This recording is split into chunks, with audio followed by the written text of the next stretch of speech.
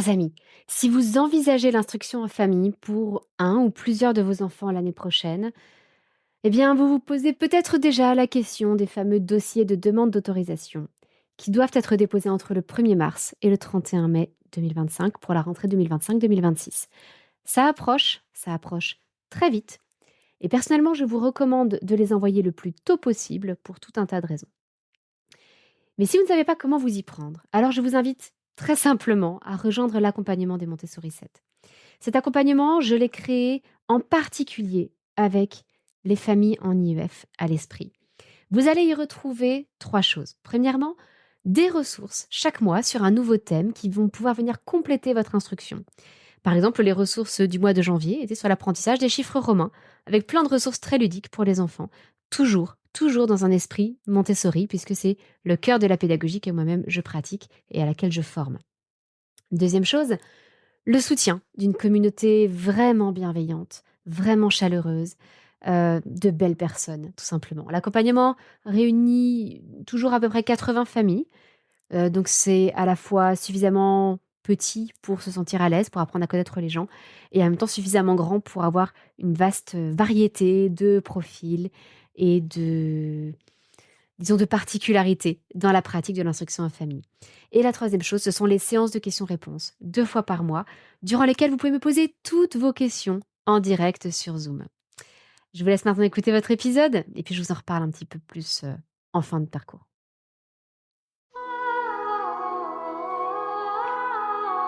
Bienvenue sur le podcast des Montessori 7, Montessori à la maison.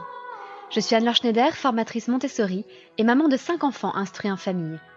Ma mission, c'est d'aider les parents, les assistantes maternelles, bref, tous ceux que dans notre communauté nous appelons des souricettes, à mettre en pratique la philosophie Montessori chez eux, avec leurs enfants ou les enfants qu'ils gardent. Dans ce podcast, nous parlerons donc de pédagogie Montessori, mais aussi de discipline positive, d'instruction en famille, ce que l'on appelle aussi l'école à la maison, de co-schooling et de bien d'autres choses encore. Ce qu'il faut savoir avant de se lancer dans l'IEF. Quelles sont vos obligations si vous choisissez l'instruction en famille pour votre enfant? La seule obligation est de fournir une instruction à votre enfant qui lui permette d'atteindre à 16 ans le socle commun de connaissances, de compétences et de savoir-faire qui est prévu par l'Éducation nationale. Attention toutefois, la loi a évolué depuis quelques années et l'objectif n'est pas seulement ce socle commun à atteindre à 16 ans, mais toutes les inspections se feront en se référant aux attendus de fin de cycle. Donc, même si on peut suivre une progression pédagogique un peu différente, l'idée est que les inspecteurs vont évaluer votre enfant en fonction des attendus de chaque fin de cycle. Donc, il faut quand même en tenir compte dans votre programme, dans la façon dont vous envisagez votre instruction en famille, car certains inspecteurs sont beaucoup plus, sympathiques que d'autres. Certains sont beaucoup plus ouverts que d'autres à l'instruction en famille et puis d'autres n'ont qu'un seul objectif, c'est de vous ramener dans le giron de l'Éducation nationale. J'ai écrit un article sur la façon dont les inspections pouvaient se passer, aussi bien remarquablement bien que remarquablement mal. Donc je vous invite à regarder cet article et puis c'est quelque chose auquel je porte une attention toute particulière dans l'accompagnement que je propose à mes stagiaires. Justement, je leur donne tous les outils juridiques pour protéger leurs droits en amont. Par exemple, pour choisir le lieu de l'inspection, que ce soit chez elles ou dans les locaux de l'inspection académique. Je leur donne aussi tous les modèles de courrier pour pouvoir reporter une inspection sans que on vous reproche de faire obstruction à l'inspection. Enfin, voilà, il y a quelques tracasseries administratives qui peuvent se poser lorsqu'on rencontre un inspecteur un peu tatillon. Mais lorsqu'on connaît la loi, eh bien, les choses sont très simples au final. D'autant plus que j'ajouterai une chose sur la situation actuelle. Si entre le 11 mai ou maintenant, si vous choisissez de déscolariser votre enfant dès maintenant, et la fin de l'année, il n'y a que 8 semaines, sachant qu'à l'heure actuelle, toutes les inspections sont stoppées. Les inspecteurs ne procèdent pas aux inspections pendant la durée du confinement. Ça signifie qu'à partir du 11 mai, ils vont devoir rattraper toutes ces inspections qu'ils n'ont pas faites. Donc je pense que pour les personnes qui déscolarisent leur enfant maintenant, il n'y aura certainement pas d'inspection avant la fin de l'année. D'autant plus que l'inspecteur doit prévenir 1 mois à l'avance de la date de son inspection. Donc vous voyez bien que matériellement, ça ne sera pas possible avant la fin de l'année. Donc au final, il y a assez peu d'engagement, assez peu de risques à l'heure actuelle à déscolariser son enfant pour quelques mois et à faire un essai. De toute façon, vous êtes à la maison, de toute façon, vous devez assurer leur instruction. Donc si vous étiez tenté par l'idée de l'IEF, c'est peut-être le bon moment pour vous lancer. Je sais que beaucoup de parents y pensent. Alors quels sont les avantages de l'instruction en famille? Qu'est-ce que ça pourrait vous apporter? Avant tout, la liberté pédagogique. Au lieu de suivre le cursus, la progression, les leçons imposées par un professeur, c'est vous qui pourriez choisir le programme et la progression. Dans cette liberté pédagogique, vous allez pouvoir davantage respecter le rythme de développement de votre enfant et ce dont il a besoin à un moment donné. Vous allez aussi avoir la possibilité de le laisser apprendre plus vite dans certains domaines et de prendre davantage votre temps dans d'autres domaines. Certains enfants, par exemple, progressent à une vitesse incroyable en calcul, mais ont besoin peut-être de plus de temps au niveau du langage, du français. Bien, vous pouvez leur laisser ce temps-là sans pour autant les brider en calcul. Et vous pouvez très bien les faire avancer sur ce qui en fait relèverait du programme de l'année supérieure en calcul, tout en prenant votre temps, quitte à revenir même une année plus tôt sur le programme de français. Vous pouvez vous adapter intégralement à votre enfant. Ça vous laisse aussi la liberté du rythme familial. Vous pouvez choisir le moment des vacances pour vous. Nous venons par exemple d'avoir des vacances, mais chez nous, les enfants ont travaillé comme d'habitude. En revanche, au moment de la naissance de notre petit dernier, nous avons beaucoup ralenti le rythme et c'était en quelque sorte une période de vacances pour nous. Chacun est donc libre de placer ses vacances comme il le souhaite en fonction du rythme familial, des événements familiaux, des sorties que vous voulez effectuer. Alors ça, c'est évidemment en dehors de la période de confinement. Mais chez nous, nous aimons souvent le vendredi prendre une journée entière pour aller visiter un musée à Paris, pour aller nous promener dans la forêt, découvrir un endroit un petit peu plus loin que chez nous et y passer la journée. Bien cela, c'est tout à fait possible, même si le vendredi est normalement un jour scolaire et travaillé. Personnellement, je considère que ces sorties culturelles font partie du programme scolaire pour mes enfants, mais c'est autre chose. C'est d'ailleurs un des autres avantages qu'il y a à l'IEF, c'est que cela permet une ouverture culturelle beaucoup plus vaste que ce qui est généralement proposé à l'école, si on le souhaite. Rien que la semaine dernière, nos enfants ont appris des choses, alors que je réfléchisse, sur les effets spéciaux. Ils ont fait du dessin naturaliste, ils ont travaillé la programmation informatique, l'espéranto, le latin, la mythologie grecque. Quoi d'autre encore? Ils ont travaillé sur des animaux disparus et ils ont travaillé sur l'apparition de la vie sur Terre. Des sujets qui généralement ne sont pas spécialement abordés à l'école. Ah oui, et même ma petite dernière a travaillé sur l'art, a éduqué son regard aux belles œuvres d'art, aux chefs-d'œuvre de notre culture. Donc vous voyez que suivant ce que l'on souhaite proposer à ses enfants ou suivant les centres d'intérêt de nos enfants, eh bien, on peut y répondre dans le cadre de l'IEF beaucoup plus facilement que dans le cadre de l'école, puisqu'à l'école, il est difficile de s'adapter au centre d'intérêt de 25 ou 30 enfants. Un autre point que je voudrais aborder avec vous, ce sont les mythes autour de l'instruction en famille. Je voudrais démystifier certaines choses. Avant tout, la socialisation. Non, les familles IEF ne vivent pas renfermées dans leur maison et les enfants ne sont pas prisonniers, loin de là. Il y a quelques jours, un article a été publié par Harvard avec une illustration qui a fait rire énormément de familles IEF parce qu'elle présentait un enfant enfermé derrière une grille à la fenêtre d'une maison. Et cette maison avait sur un de ses murs des dos de livres qui indiquaient maths, français, Bible, quelque chose comme ça. Et on voyait autour quelques enfants qui couraient. L'idée du dessin était que les enfants qui pratiquaient l'instruction en famille étaient enfermés chez eux par des radicaux, des radicalistes religieux. Et ça fait beaucoup rire les familles qui pratiquent l'instruction en famille.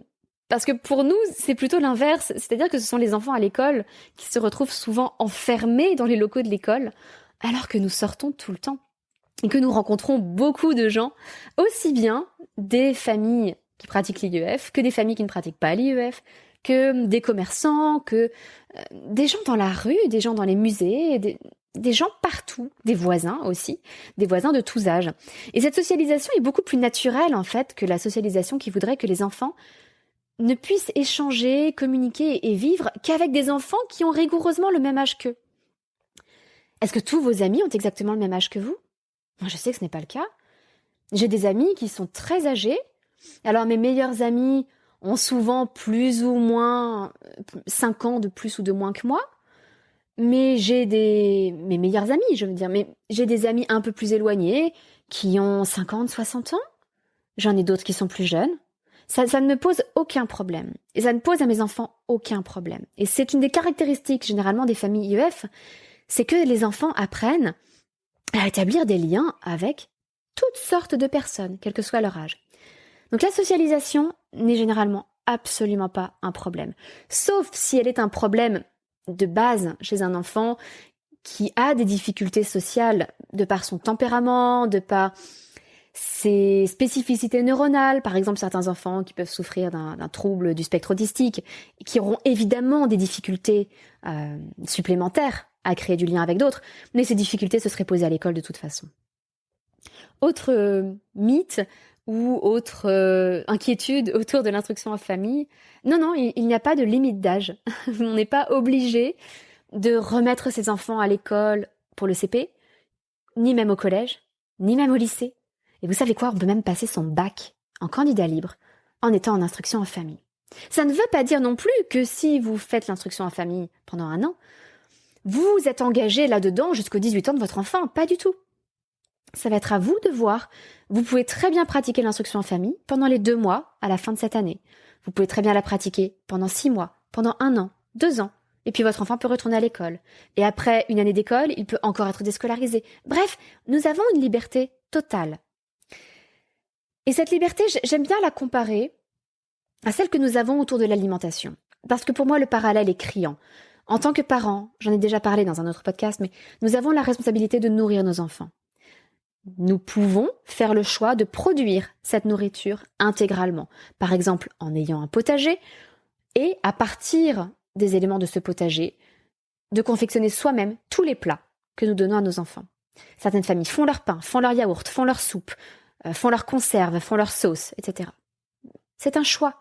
D'autres familles achètent leur pain à la boulangerie, achètent leur yaourt au supermarché, achètent des plats tout faits au traiteur ou au supermarché. Tous ces choix sont respectables. Évidemment que nous prêtons attention à la nourriture que nous apportons à nos enfants. Mais ou bien nous assumons la responsabilité intégralement nous-mêmes, ou bien nous déléguons cette responsabilité à des personnes en qui nous faisons confiance. Par exemple, la boulangerie de notre quartier, qui fait du très bon pain. À une époque, nous avons fait notre pain. Nous ne le faisons plus. Nous ne considérons pas que ce soit nécessaire parce que nous avons une bonne boulangerie à côté de chez nous.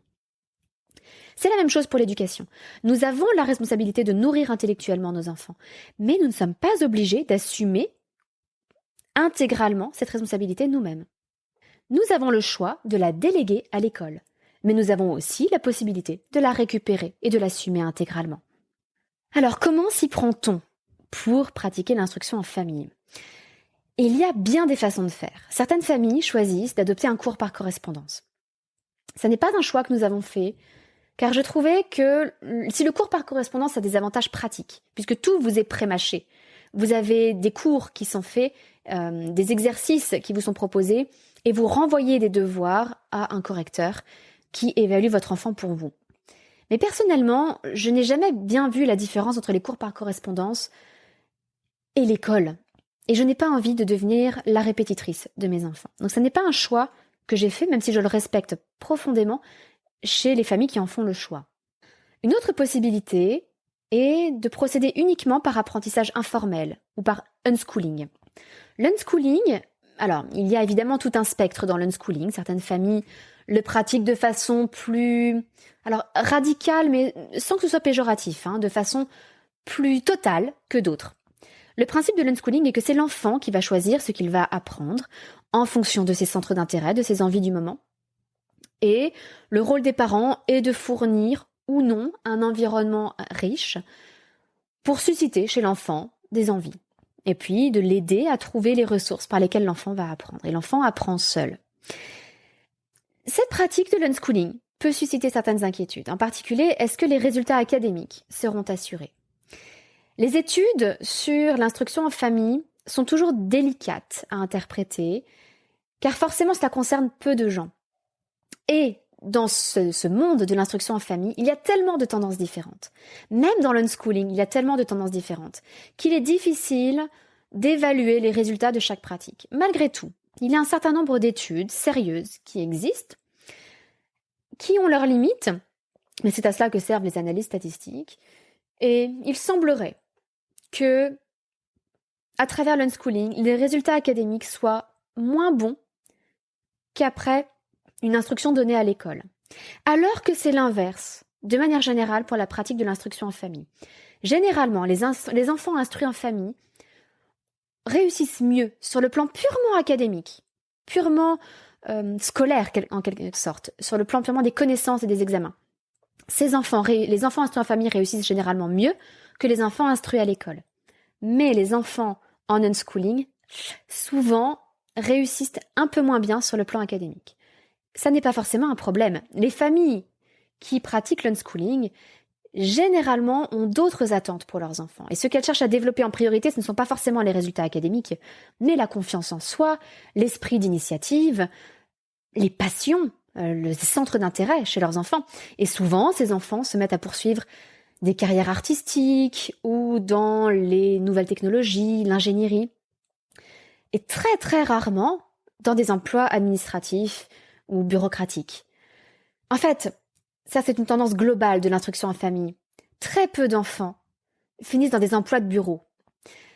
On a des enfants dans toutes les catégories sociales et professionnelles, parmi les enfants instruits en famille, mais à chaque fois, ils ont un certain esprit d'indépendance. Par exemple, vous allez avoir des artisans, mais souvent, ils sont leurs propres patrons.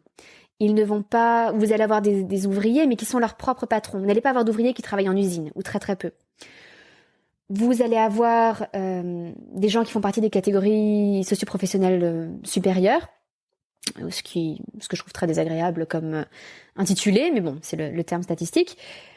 Mais là encore une fois, rarement dans des emplois de bureau. Ça peut être des gens, là comme moi par exemple, qui sont auto-entrepreneurs, qui créent leur entreprise et qui innovent. En tout cas, voilà, l'unschooling, c'est un choix également que nous n'avons pas fait parce que pour nous, alors ce n'est pas forcément la réussite académique qui importe, mais nous tenions à ce que nos enfants aient certaines bases, pour nous indispensables, assez rapidement et avec un assez bon niveau. Et puis pour le reste, nous souhaitons leur laisser la possibilité de développer leur centre d'intérêt au maximum. La dernière possibilité que je vois, c'est de choisir une pédagogie et de se former pour l'appliquer correctement, et puis de suivre son bonhomme de chemin comme ça. Ça me paraît une solution intermédiaire entre un cours par correspondance, qui pour nous serait trop rigide, et la liberté totale pour l'enfant de l'unschooling, où je trouve qu'on guide assez peu l'enfant. Certaines familles le font plus que d'autres, mais je considère que mon rôle de parent est de guider davantage l'enfant que dans l'unschooling. Et là encore, tout comme les cours par correspondance, c'est un choix que je respecte profondément chez les familles qui l'ont fait. Pour ma part, je reste fidèle à la pédagogie Montessori, parce que je trouve que c'est une progression rationnelle et scientifique. Le matériel est extrêmement bien étudié. L'étude du rythme de développement des enfants est extrêmement bien faite et sérieuse. Je trouve aussi que cette pédagogie est plus facile avec plusieurs enfants que d'autres pédagogies, parce qu'on encourage le travail autonome. Donc les enfants travaillent indépendamment les uns des autres. Ils peuvent travailler aussi en petits groupes, à partir entre 6 et 12 ans, mais globalement, ils travaillent beaucoup seuls. Ils n'ont pas besoin d'un adulte en permanence derrière leur épaule. Et avec 5 enfants, ce ne serait pas possible de toute façon. De la même façon, je ne pourrais pas utiliser un cours par correspondance avec 5 enfants. Imaginez devoir faire des devoirs ou une dictée, etc. à 5 enfants de 5 niveaux différents. Matériellement, ça ne serait pas possible. Et je vois d'ailleurs beaucoup de familles nombreuses qui ont des difficultés avec les cours par correspondance, simplement à assurer le rythme des devoirs. Par ailleurs, la pédagogie Montessori est extrêmement riche. Les effets en sont maintenant prouvés par les découvertes des neurosciences. Donc ma foi, je n'y vois que des avantages. Ça ne nous empêche pas d'avoir quelques apports d'autres pédagogies, ponctuellement, mais c'est du superflu. c'est pour le plaisir. Et c'est quelque chose qui est venu de façon assez tardive. Ça fait 7 ans maintenant que nous pratiquons l'instruction en famille. Et je crois que c'est la première année que nous avons fait le choix d'intégrer quelques apports d'autres pédagogies. Ça n'était pas nécessaire avant. Alors, comment conclure là-dessus sur cette tentation de l'IUF ? Mon plus gros conseil serait de ne pas rester seul, parce que c'est, à mon avis, la plus grosse difficulté lorsqu'on se lance dans l'IUF avec ses enfants. Si c'est votre projet, essayez de trouver d'autres personnes qui se lancent en même temps que vous, et essayez aussi de trouver d'autres personnes qui sont plus avancées. Plus tard, vous pourrez rendre l'appareil en aidant ceux qui seront moins avancés que vous. Pour l'instant, contentez-vous de trouver des personnes à votre niveau et des personnes plus avancées pour vous guider. C'est d'ailleurs dans cette optique que j'ai créé l'accompagnement parentalité et IUF Montessori. C'était pour fournir aux familles qui se lançaient dans l'IEF dans un esprit montessorien, leur offrir une communauté, la possibilité d'être plusieurs au même niveau, certaines plus avancées que d'autres, de s'aider à rester motivés, de s'entraider, de s'inspirer les unes les autres aussi. Je dis les unes les autres parce que nous n'avons pour l'instant que des mamans qui ont rejoint l'accompagnement et parfois le mari qui est venu ensuite se joindre à nous. Mais de toute façon, dans notre communauté, j'appelle tout le monde des sourissettes. Donc j'emploie généralement le féminin. Surtout si vous êtes un homme, ne vous vexez pas. Pour moi, vous êtes une sourisette comme les autres. Les hommes sont des sourissettes comme les autres. Dans l'accompagnement à la parentalité à l'IUF Montessori, je souhaitais aussi partager mon expérience. J'ai dépassé certaines difficultés. Je sais certaines choses que je peux vous aider à comprendre. J'ai certaines idées qui peuvent vous donner des pistes à explorer. Bref, tout ça, je souhaitais le partager dans l'accompagnement et permettre aux familles d'avoir des réponses à toutes leurs questions. Des questions aussi bien comportementales, pourquoi est-ce que mon enfant ne veut rien apprendre, pourquoi est-ce que mon enfant perturbe le travail des autres, qu'est-ce que je peux faire, aussi bien que des questions académiques. Comment est-ce que j'introduis le système décimal à mes enfants, comment est-ce que j'apprends à lire à mon enfant. Alors, récapitulons rapidement et puis je partagerai ensuite avec vous la dernière proposition que j'ai faite à ma fille Aliénor, qui a vraiment répondu à l'un de ses besoins et qui lui a évité de ravager notre salle de classe. L'instruction en famille, c'est légal et c'est simple. D'ailleurs, dans l'accompagnement, je fournis un guide juridique, je fournis le modèle de tous les courriers à envoyer. Il n'y a qu'à compléter par le nom de l'enfant, l'adresse, etc. C'est d'une simplicité enfantine. Deuxièmement, l'instruction en famille implique certaines obligations, mais qui sont très limitées. Je vous ai parlé également des avantages de l'instruction en famille. La liberté pédagogique, le respect du rythme de l'enfant, du rythme familial, l'ouverture culturelle qu'elle permet. Quatrièmement, je vous ai démystifié certaines choses, comme la socialisation ou les limites d'âge que l'on imagine souvent pour l'instruction en famille. La socialisation n'est pas un problème en IEF et il n'y a aucune limite d'âge à l'IEF. On peut rentrer à la fac, on peut rentrer dans de grandes écoles en ayant suivi l'instruction en famille toute sa vie. Nous avons vu ensuite les 3 grandes voies que l'on peut choisir pour pratiquer l'instruction en famille. Les cours par correspondance, l'unschooling ou une pédagogie spécifique qui vous parle particulièrement. Chez nous, évidemment, la pédagogie Montessori. Et enfin, mon dernier conseil, que je vous répète parce qu'il est vraiment important. Ne restez pas seul. Ne restez pas seul. Alors, la dernière proposition que j'ai faite à Aliénor et dont je voulais vous parler, c'est un plateau pour déchirer du papier. Ça va peut-être vous surprendre, mais en fait, un jour, elle a déchiré la notice d'un puzzle qu'elle avait. Alors, ça n'était vraiment pas très important. Donc ça ne m'a pas posé de problème particulier, mais j'ai pu observer qu'elle avait cette tendance à vouloir déchirer. Donc, j'ai ressorti un catalogue qui traînait. Je l'ai mis sur un plateau avec une petite boîte, tout simplement. Et je lui ai montré qu'elle pouvait déchirer une page de ce catalogue et déchirer cette page en tout petits morceaux, en écoutant, en savourant le bruit du papier qui se déchire. Et en fait, ça répond souvent à un besoin des enfants vers cet âge-là. Aliénor a 2 ans et demi. On a souvent des enfants qui se mettent à déchirer des choses, parfois des livres, parfois des papiers importants. Et on pourrait se dire que leur proposer un plateau déchirage, ça va les encourager à déchirer encore davantage dans leur vie quotidienne. En fait, pas du tout. Ça satisfait ce besoin de déchirer, d'entendre le bruit, de voir ce que ça fait, de tester la résistance du papier. Et donc, elle n'a plus jamais touché un papier pour le déchirer. Alors, plus jamais, ça ne fait pas longtemps que je lui ai fait cette proposition. Mais on voit bien que ça satisfait son besoin et qu'elle ne déchire rien d'autre, alors que ça lui arrivait régulièrement avant de déchirer un petit bout de papier par-ci par-là. Donc si vous avez le même problème que moi, peut-être que cette solution pourra vous aider. Voilà, je vais vous laisser. N'oubliez pas, si cet épisode de podcast vous a plu, de vous abonner pour être tenu au courant des futurs épisodes. Et si vous êtes intéressé pour rejoindre l'accompagnement parentalité et UF Montessori, et donc ne pas rester seul dans cette aventure, peut-être simplement pendant les 2 derniers mois de l'année, eh bien tous les liens sont dans la description de cet épisode. Le principe de l'accompagnement est que ça fonctionne par abonnement mensuel. Chaque mois, nous abordons un nouveau thème avec de nouvelles ressources, mais il y a surtout des séances de questions-réponses par webcam. Et donc, je réponds en direct à toutes les questions qu'on me pose. Et toutes les ressources des mois précédents, toutes les vidéos des mois précédents sont disponibles dans l'accompagnement. Donc c'est maintenant, l'accompagnement va bientôt avoir 1 an, c'est une mine de ressources. Il y a énormément de choses dedans. Et c'est sans engagement. C'est-à-dire que vous pouvez très bien rejoindre l'accompagnement pour 1 mois, pour 2 mois, pour 3 mois, pour 3 ans, et vous vous désabonnez à tout moment. Je vous dis à très bientôt pour un prochain épisode de ce podcast. Votre petite sourisette, Anna.